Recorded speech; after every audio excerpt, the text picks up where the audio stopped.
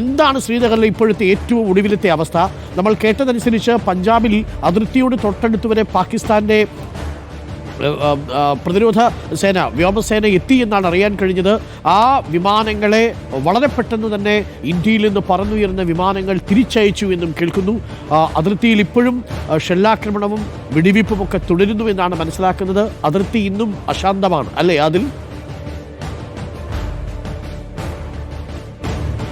അരുൺകുമാർ, അതെ. കശ്മീരിനെ സംബന്ധിച്ചിടത്തോളം, ജമ്മു കാശ്മീരിനെ സംബന്ധിച്ചിടത്തോളം വളരെ നല്ലൊരു പ്രഭാതമല്ല ഇത് എന്നുള്ളതാണ്. കഴിഞ്ഞ ദിവസമൊക്കെ നമ്മൾ ശ്രീനഗറിലേക്ക്, ലാൽ ചൗക്കിലേക്ക് എത്തുമ്പോൾ സാധാരണഗതിയിൽ കുറച്ച് ആളുകളെങ്കിലും കാണുമായിരുന്നു. ഇന്ന് തീരെ തന്നെ ആളില്ല എന്നുള്ളതാണ്. ഒരു യുദ്ധമുണ്ടായേക്കാം എന്നൊരു സാധ്യത ഇപ്പോഴും നിലനിൽക്കുന്നുണ്ട്. അതിൻ്റെ ഭാഗമായി ഒരു ജാഗ്രതയും ഒരു ഭീതിയും ഇവിടെ എങ്ങുമുണ്ട് എന്നുള്ളതാണ് നമ്മൾ നേരിട്ട് ഇവിടെ നിന്ന് കാണുന്ന കാഴ്ച. ഇവിടെയൊക്കെ CRPFൻ്റെ സുരക്ഷയും ഉണ്ട് എന്നുള്ളതാണ്. ഇന്നലെ പലയിടത്തും അതിർത്തിയിലാകെ തന്നെ ഒരു ജാഗ്രതയുണ്ട്, പ്രത്യേക ജാഗ്രതയാണുള്ളത്. അതിർത്തി മേഖലയിൽ നിന്ന്, അതിർത്തി ഗ്രാമങ്ങളിൽ നിന്ന് ആളുകളെ മാറ്റിക്കൊണ്ടിരിക്കുകയാണ് അരുൺകുമാർ. ഇന്നലെ അർദ്ധരാത്രി കുപ്വാരയിൽ പ്രകോപനമുണ്ടായി എന്നുള്ളതാണ് ഏറ്റവും പ്രധാനപ്പെട്ട ഒരു വാർത്തയായി പുറത്തു വരുന്നത്. നിയന്ത്രണ രേഖയിൽ പാകിസ്ഥാന്റെ പ്രകോപനം തുടരുകയാണ്. കഴിഞ്ഞ ദിവസം സലാമാബാദ് അടക്കമുള്ള ഉറിയിലെ പ്രധാനപ്പെട്ട മേഖലകൾ, പൂഞ്ചിൽ, ഇവിടെയൊക്കെ ഷെല്ലിംഗ് ഉണ്ടായിരുന്നു. ഇതിന് സമാനമായി കുപ്വാരയിലും പ്രകോപനമുണ്ടായി. ആളപായമില്ല എന്നതാണ് നിലവിൽ അറിയുന്നത്. പ്രദേശവാസികളെ സുരക്ഷിത സ്ഥാനങ്ങളിലേക്ക് മാറ്റിയിട്ടുണ്ട്.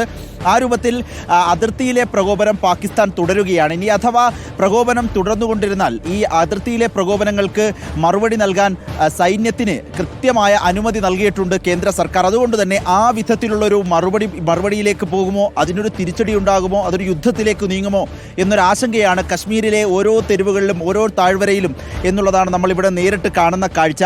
കഴിഞ്ഞ ദിവസം സൈനികന് വീരമൃത്യു വരിച്ചിരുന്നു. പൂഞ്ചിലെ പാകിസ്ഥാന്റെ ഷെല്ലാക്രമണത്തിലാണ് സൈനികൻ വീരമൃത്യു വരിച്ചത്. ഇതടക്കം 16 ഇന്ത്യൻ ജീവനുകളാണ് പാകിസ്ഥാന്റെ ഷെല്ലാക്രമണത്തിൽ നഷ്ടപ്പെട്ടത് എന്നുള്ളതാണ് സൈന്യം പുറത്തുവിടുന്ന കണക്ക്. കശ്മീരിലാകെ നിയന്ത്രണമുണ്ട്. വിദ്യാഭ്യാസ സ്ഥാപനങ്ങൾ ഇന്നലെ അടയ്ക്കാൻ നിർദ്ദേശിച്ചിരുന്നു. ഇന്നും വിദ്യാഭ്യാസ സ്ഥാപനങ്ങൾ, സ്കൂളുകൾ, കോളേജുകൾ അടഞ്ഞു തന്നെ കിടക്കും. ശ്രീനഗർ വിമാനത്താവളം തുറക്കില്ല, താൽക്കാലികമായി തുറക്കേണ്ടതില്ല എന്ന തീരുമാനമാണ് ഇവിടെ സർക്കാർ എടുത്തിരിക്കുന്നത്. സൈന്യം എടുത്തിരിക്കുന്നത് സൈനിക അക്ഷരാർത്ഥത്തിൽ നിശ്ചലമായൊരു ശ്രീനഗറിനെയാണ് കേട്ടോ. അതായത് ഹർത്താൽ വരുമ്പോൾ എങ്ങനെയാണോ നമ്മുടെ നാട്ടിലെ അവസ്ഥ, അതുപോലെയാണ് ശ്രീനഗറിന്. പക്ഷേ ഇതൊരു പുതുമയുള്ള കാര്യമല്ല. പലപ്പോഴും ഇത്തരം മിലിറ്ററി മൂവ്മെൻറ്റുകളൊക്കെ ഉണ്ടാകുന്ന സമയത്ത് ശ്രീനഗർ ഇങ്ങനെ അടഞ്ഞു കിടക്കുകയാണ്. എല്ലാ കടകളും, ഒരു ചായക്കട പോലും തുറക്കാതെ സാധാരണ രാവിലെ വന്ന് സെൽഫി എടുക്കുന്ന, നല്ല മനോഹരമായ പ്രഭാതത്തിലെ ദൃശ്യങ്ങൾ പകർത്തുന്ന ശ്രീനഗറിലെ കാഴ്ചയാണ് പ്രേക്ഷകർ കണ്ടുകൊണ്ടിരിക്കുന്നത്. അതായത് മൊത്തത്തിലൊരു എമർജൻസി സിറ്റുവേഷൻ ശ്രീനഗറിലുണ്ട് അല്ലേ? ഉറപ്പായും ഉണ്ട് അരുൺകുമാർ. ജമ്മു കാശ്മീരിൽ ആകെ ജാഗ്രതയുണ്ട്.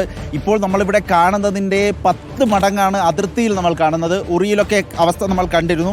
ഉറിയിൽ കഴിഞ്ഞ 2-3 ദിവസങ്ങൾക്ക് മുൻപ് നമ്മൾ ചെല്ലുമ്പോൾ സജീവമായൊരു പട്ടണമായിരുന്നു. ചെറിയൊരു പട്ടണമാണ്, അതിർത്തി പട്ടണമാണ്. അവിടെ ഇപ്പോൾ കാണുന്ന കാഴ്ച, കഴിഞ്ഞ ദിവസം നമ്മൾ കണ്ടപ്പോൾ ആകെ ഒരു ഞെട്ടലാണ് ഉണ്ടാകുന്നത്.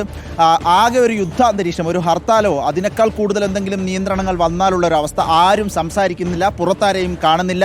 അവിടെ നിറഞ്ഞു കവിഞ്ഞിരുന്ന ടാക്സി സ്റ്റാൻഡിൽ ഒരു വാഹനം പോലുമില്ല. ആ രൂപത്തിൽ കശ്മീരിലാകെ ഒരു ഭീതി ഉണ്ട് എന്നുള്ളതാണ്.